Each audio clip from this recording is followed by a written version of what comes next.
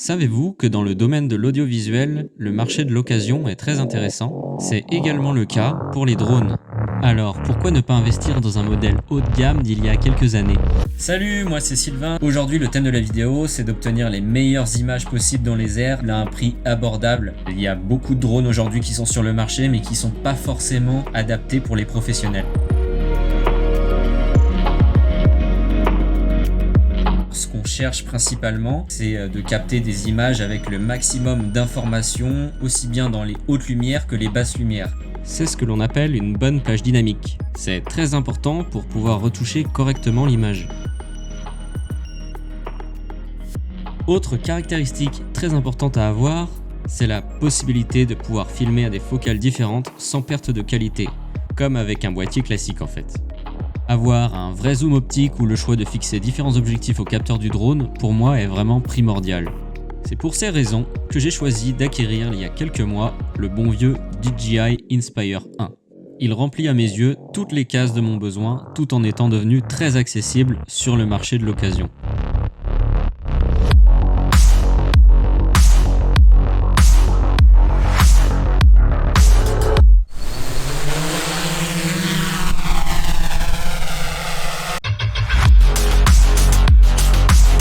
C'est un peu l'ancêtre des drones professionnels. Les premières versions étaient plutôt basiques avec des caméras qui n'étaient pas si folles que ça.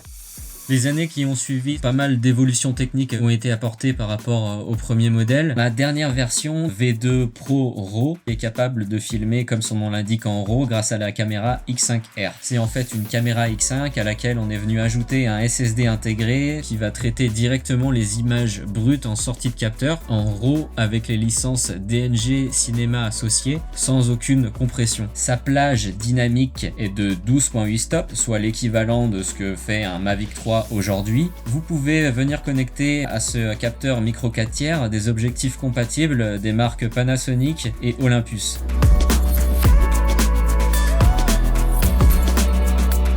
On peut trouver en cherchant bien sur internet, donc sur le Bon Coin ou sur d'autres sites d'occasion aux alentours de 1000 €, 1200, 1300 en fonction de l'état dans lequel il se trouve. Vous volerez seulement 15 minutes avec une batterie, donc clairement je vous conseille d'en prendre au moins 4. Préférez plutôt les modèles TB48 qui ont succédé au modèle TB47, c'est les mêmes batteries finalement mais qui ont été améliorées niveau performance et on peut obtenir à peu près 2 à 3 minutes en plus en autonomie. C'est pas si facile d'obtenir la quintessence de ce que peut donner cette caméra X5R. On va regarder ensemble comment travailler avec un workflow digne de ce nom pour obtenir le meilleur du meilleur de cette caméra et avoir les vidéos au top du top. Lorsque vous branchez pour la première fois le SSD de la caméra à l'ordinateur, vous remarquerez que l'on n'y voit aucun fichier RAW en passant par l'explorateur du Mac. En fait, c'est normal, il n'y a que le logiciel DJI Cinelight qui permet de le faire. Son programme d'installation est disponible directement sur le SSD. Il est aussi disponible en téléchargement sur le site web de DJI. Alors ce logiciel, il n'est pas compatible Windows, mais un autre logiciel est disponible sur PC. Une fois le logiciel installé, vous pouvez le lancer. C'est parti, on ouvre Cinelight. Alors on observe dans la colonne de gauche les rushs enregistrés sur le SSD. C'est cette partie qui va nous intéresser. Au centre, vous pouvez voir un écran noir, c'est en réalité un aperçu du rush sélectionné. Mais Cinelight n'étant plus mise à jour depuis des années, avec le temps, cette partie du logiciel est devenue incompatible avec les nouvelles versions de macOS et est devenue hors d'usage. Peu importe, j'ai envie de vous dire, puisque l'on ne va pas l'utiliser. Dans la colonne de droite, on trouve les paramètres d'édition avant export. Nous, on s'en fiche car on ne va pas traiter les vidéos ici, on va juste venir se servir de Cinelight pour extraire les vidéos et ensuite travailler sur DaVinci. Nous allons exporter l'une des vidéos pour l'exemple. Donc vous faites clic droit et ensuite export. Là, on choisit un dossier de destination. On constate dans les choix d'export qu'il y a la possibilité d'exporter aussi en Apple ProRes. Je n'ai pas trop confiance en l'algorithme d'encodage de Cinelight en ce qui concerne l'Apple ProRes. J'ai l'impression d'avoir des résultats un petit peu bizarres où toutes les informations ne sont pas conservées. On se prend pas la tête pour le format, on choisit DNG.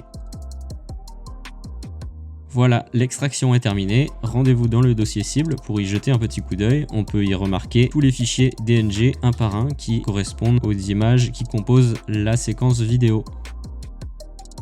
Une fois dans DaVinci Resolve, la première chose que l'on va faire est d'aller dans les paramètres du projet. On va avoir besoin de changer certaines choses très importantes ici, je vous montre. On clique sur la petite roue crantée en bas à droite.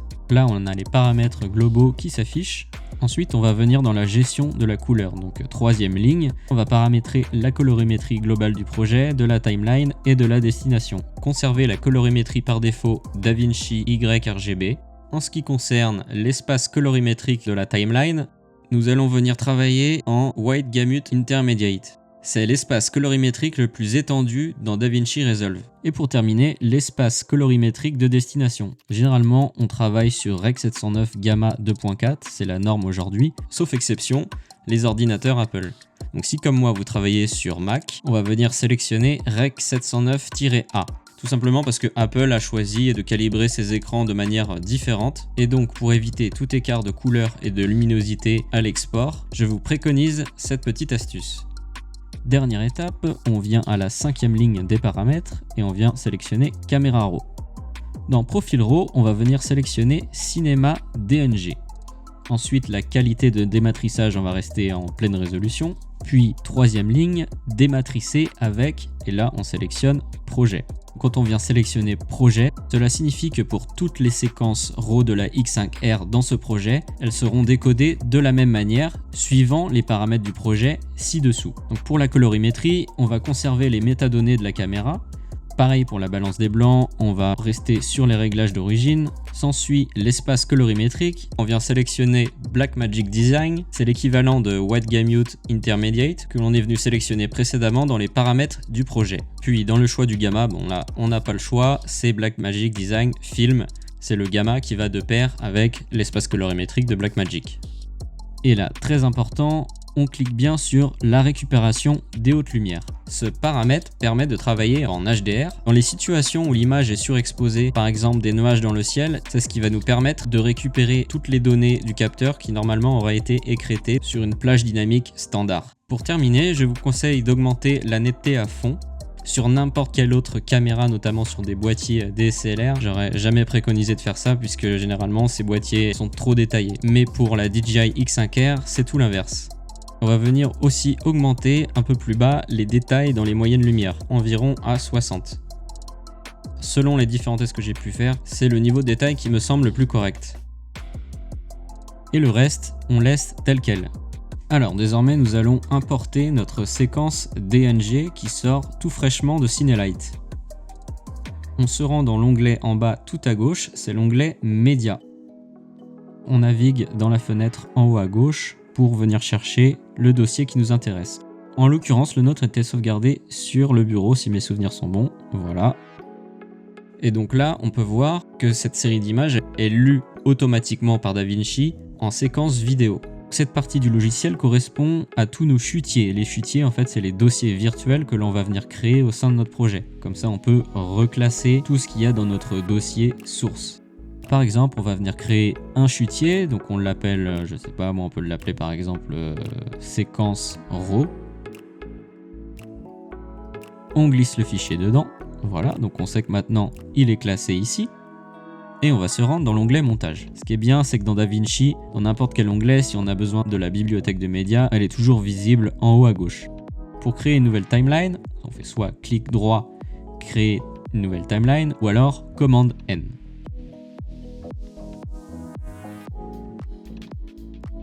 Voilà, donc on a notre vidéo en qualité RAW, donc non compressée, avec toutes les informations dont on a besoin. DaVinci Resolve est divisé en plusieurs sous-parties, comme si c'était plusieurs logiciels en un. Donc la partie montage, et là maintenant on va aller dans la partie étalonnage, donc la partie qui nous intéresse le plus pour retravailler l'image. Comme dans beaucoup de cas sur DaVinci, il y a plusieurs possibilités pour arriver à un même résultat. En l'occurrence, pour retravailler une image RAW, il y a plusieurs techniques. Je vais vous présenter une première solution. Je recommande cette dernière lorsque l'on n'a pas besoin de retravailler beaucoup de plans. On va venir modifier directement le dématrissage du RAW. On vient cliquer sur le petit icône tout à gauche en forme de caméra. C'est l'icône du module Camera Raw inclus dans DaVinci. Cette partie permet de retravailler directement à la source l'image brute en sortie de capteur. On redécouvre les paramètres de dématrissage qu'on avait vus précédemment dans les paramètres du projet. Donc on a la possibilité de venir soit retravailler tous les paramètres globaux du projet là, ici, mais c'est pas très pratique. Ou alors, si l'on a plusieurs plans à retravailler, on va venir sélectionner plan. Et donc là, comme par magie, on a accès de nouveau à tous les paramètres de retouche de l'image. Si l'on souhaite conserver la plage dynamique la plus large possible, on va venir conserver l'espace colorimétrique choisi Blackmagic Design et on va modifier manuellement chacun des paramètres suivants. Là, on est en présence d'une image flat. La première étape à effectuer, ça va être de venir recontraster l'image. Voilà, donc là, ça me paraît pas mal. J'ai l'habitude de travailler par défaut avec la parade. C'est plutôt utile pour repérer l'équilibre des couleurs, notamment la balance des blancs. Donc là, on a besoin un peu de luminosité. On voit bien que l'image est assez sombre, bien qu'elle ne soit pas écrêtée sur le point noir. Donc on va venir augmenter les basses lumières. Voilà. Donc là, déjà, on est bien. On augmente également le gain de l'image une première fois. On va venir augmenter aussi les hautes lumières. Évidemment, lorsqu'on fait ça, on va perdre encore un peu de contraste puisque le point noir s'est rehaussé. Donc on va venir le baisser en diminuant le lift. Donc le lift, c'est le point noir. On va venir également augmenter le gain. Donc le gain, c'est le point blanc. Là, on remarque qu'il manque un peu de couleur. L'image est toujours un peu plate. Donc ce qu'on va venir faire, c'est augmenter aussi la saturation. Quand on touche à la saturation normale, en fait ça impacte seulement l'intensité de toutes les couleurs sans discernement. On va venir augmenter légèrement le boost. Voilà. Alors le boost sur d'autres logiciels de retouche, c'est ce que l'on appelle la vibrance. La vibrance, qu'est-ce que c'est? En fait, c'est la saturation des couleurs les plus ternes de l'image. Généralement, il faut trouver un bon équilibre entre saturation et vibrance. On va venir modifier un peu plus de contraste parce que là je trouve que ça manque un petit peu de pêche. Voilà. Pour rappel, le contraste, c'est l'amplitude entre le point blanc et le point noir. Là on remarque sur la parade qu'il y a beaucoup de lumière bleue, alors ça se comprend. C'est la mer finalement qui fait que l'image est assez bleue, mais je trouve qu'elle est encore un petit peu trop bleue. Donc moi je vais venir réchauffer un petit peu cette image en venant jouer sur la température. Donc là on le fait directement, toujours dans le même panneau, c'est assez simple. Donc là je vais venir réchauffer un peu mon image. Bon après ça c'est une affaire de goût. Voilà, tac. Donc voilà, on est bon. Le plan rend plutôt bien je trouve. Donc vous avez cette méthode qui est plutôt rapide où l'on vient retoucher directement l'image à partir de son dématrissage RAW. Donc ça fait le boulot quand on a très peu de plans à retoucher et que l'on n'a pas besoin de faire de l'étalonnage très poussé. En revanche, si vous souhaitez profiter de la pleine puissance de DaVinci Resolve, je vous montre. On réinitialise les modifications que l'on vient d'appliquer en sélectionnant Projet dans Dématricer avec. On retourne dans les paramètres du projet et on constate bien que les paramètres de dématrissage sont réinitialisés, sauf pour la netteté et les détails dans les moyennes lumières que l'on garde respectivement à 100 et 60. On clique ensuite sur l'icône suivante. Donc là, on arrive dans le menu des roues colorimétriques. On va pouvoir venir modifier à cet endroit les mêmes paramètres vus précédemment, mais en étant cette fois-ci beaucoup plus précis. Les différentes retouches que l'on va appliquer à l'image seront effectuées par-dessus son dématrissage de base, et ce sans perte de qualité. DaVinci Resolve a une particularité, c'est de fonctionner avec des nodes, donc ça veut dire nœuds en français. C'est une approche assez originale et très efficace pour organiser un étalonnage. Si vous êtes adepte d'autres programmes comme Premiere Pro, dites-vous que c'est pas si compliqué que ça, c'est en fait comme des calques qui au lieu d'être empilés les uns sur les autres, se déroulent de gauche vers la droite. Par défaut, lorsqu'on arrive dans la partie étalonnage, pour chaque plan, un nœud a déjà été créé d'office. Il est vide pour le moment, c'est sur celui-ci que l'on va venir opérer les principales retouches d'exposition. On va venir renommer ce nœud en primaire. Donc juste après ce nœud primaire, on va venir créer un deuxième nœud en faisant CTRL-S. Celui-ci, on le renomme en CEC, ce qui signifie en fait conversion d'espace colorimétrique. C'est via ce nœud que l'on va convertir le profil flat Blackmagic Design en profil Rec 709. Et donc ensuite, on va en créer un troisième avant le nœud principal cette fois-ci. Donc on ajoute un autre nœud dans lequel on va venir modifier la balance des blancs si besoin. Moi j'ai l'habitude de nommer ce nœud en WB comme White Balance. Donc on retourne maintenant sur le CEC pour le paramétrer. On va dans Effets en haut à droite et on sélectionne Conversion d'espace colorimétrique que l'on vient glisser sur le nœud en question. Cet outil est vraiment très utile et fait toute la puissance de DaVinci pour jongler entre tous les espaces et les gammas qui existent, ou en tout cas la plupart d'entre eux. On retourne dans les paramètres du projet pour nous rappeler que la source sur laquelle on travaille, eh bien c'est bien du Blackmagic Design. Donc dans la conversion, on met en source Blackmagic Design Film, la Gen 1 fera bien l'affaire, et son gamma associé. En destination, nous ce que l'on veut, c'est du Rec 709.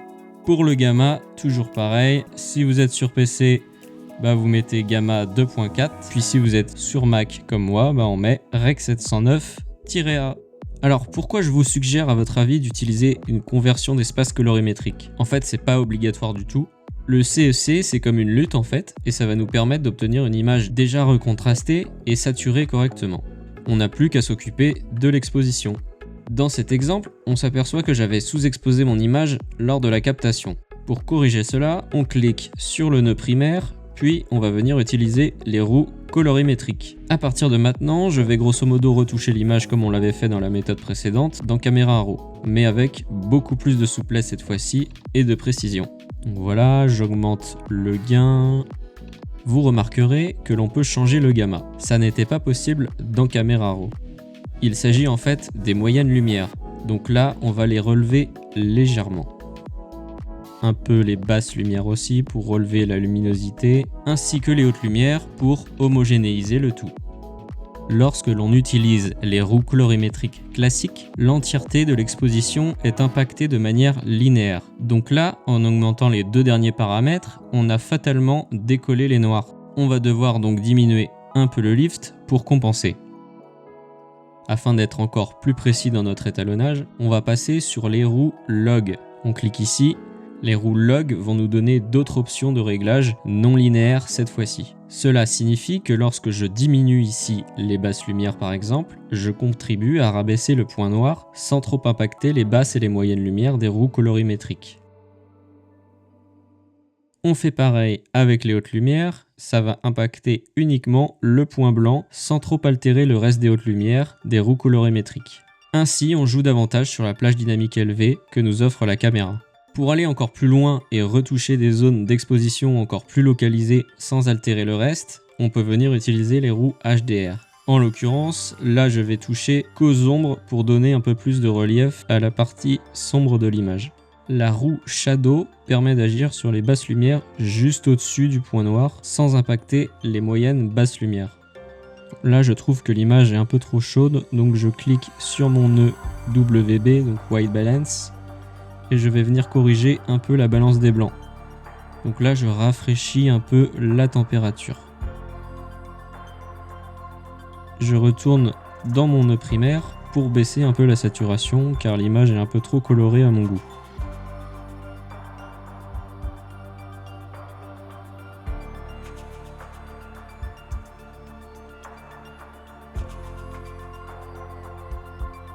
Voilà. Maintenant, nous allons recommencer cet étalonnage sans utiliser de conversion d'espace colorimétrique cette fois-ci. On réinitialise donc les nœuds un par un et on supprime celui du CEC. On retourne dans les roues colorimétriques pour modifier à nouveau les différents paramètres. Donc cette fois-ci, je viens recontraster manuellement. Je vais également le resaturer en augmentant la saturation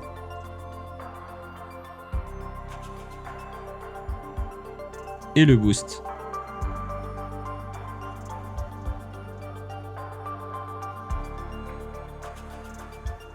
On repasse sur les roues log et on diminue le point noir pour assombrir et recontraster l'image sans impacter les parties les plus claires. On redonne également un peu de peps aux hautes lumières. Voilà, ça m'a l'air pas mal du tout. On passe pour finir sur les roues HDR.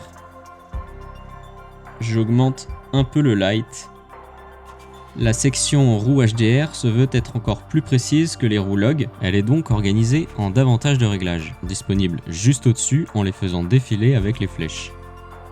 Si vous n'êtes pas certain de savoir à quelle partie de l'image se répercute chaque réglage, cliquez sur l'icône en forme de soleil. Il s'agit en fait d'un masque. Donc quand l'écran est entièrement gris, il n'y a aucune zone de l'image impactée par la roue HDR en question. Donc là par exemple, il n'y a pas de zone assez lumineuse pour être considérée comme highlight. Pour la light en revanche, on constate que l'on a le ciel, le mur et la planche de paddle qui sont concernés. Je trouve que ça manque un peu de luminosité de ce côté-là, donc je vais venir augmenter encore un peu plus le curseur. En ce qui concerne le shadow, les parties les plus sombres de la mer, de la végétation et du mur sont concernées. La combinaison noire du rider est aussi dans le scope. Je vais venir diminuer légèrement le curseur pour contraster un peu le tout et donner à l'image un peu de caractère et un aspect surtout moins fade. Je vois qu'on est vraiment pas mal. Même pas besoin de toucher à la balance des blancs cette fois-ci. Rappelez-vous que l'on travaille à partir d'un fichier RAW, donc brut en sortie de capteur. Cela veut dire qu'il n'y a aucun traitement interne de la caméra pour améliorer le rendu. Il reste donc généralement des petits défauts à corriger, comme la distorsion focale de l'objectif, surtout lorsqu'il s'agit d'un grand angle comme dans notre cas. Pour ce faire, on quitte la partie étalonnage pour revenir dans la timeline du montage. Dans l'inspecteur en haut à droite, on clique sur correction de l'objectif. Une analyse est proposée pour corriger automatiquement la distorsion, mais la plupart du temps, c'est inutile et je vous la conseille vraiment pas, on obtient une correction un peu what the fuck. La preuve. On va plutôt corriger la distorsion manuellement en essayant d'obtenir une ligne d'horizon parfaitement plate.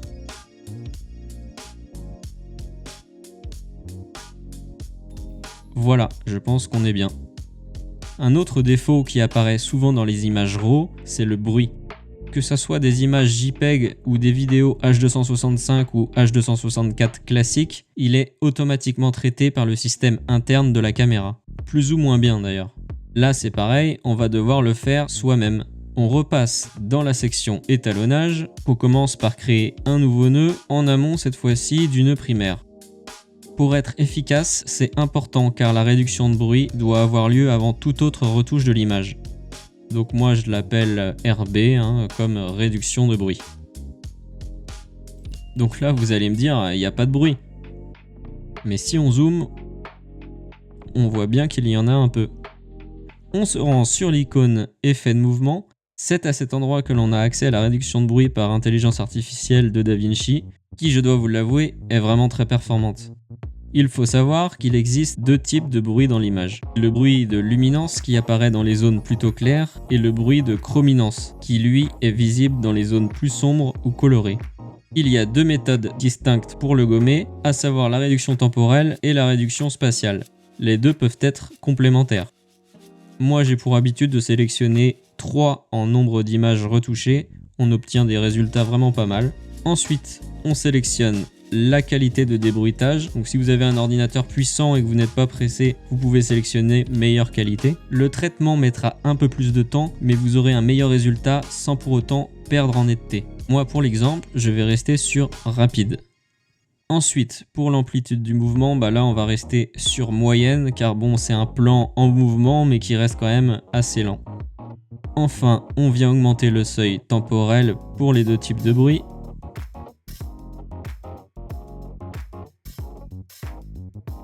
Généralement, on a un bon résultat entre 10 et 20. On garde le mouvement à 50 et on passe à la réduction spatiale. C'est pas obligatoire, si vous jugez à l'écran que la réduction est déjà correcte, pas besoin d'y toucher. Pour l'exemple, je vais rester sur rapide et un rayon d'action moyen. Un conseil, pour la réduction spatiale, ne jamais trop en abuser sous peine de vraiment trop flouter votre image. Là, ça me paraît bien. On peut faire un petit comparatif avant-après. Et là, clairement, la différence est flagrante. Si on juge que c'est devenu un peu trop flou, il faudra passer sur meilleure qualité. Voilà, travail terminé. Pas mal, non ?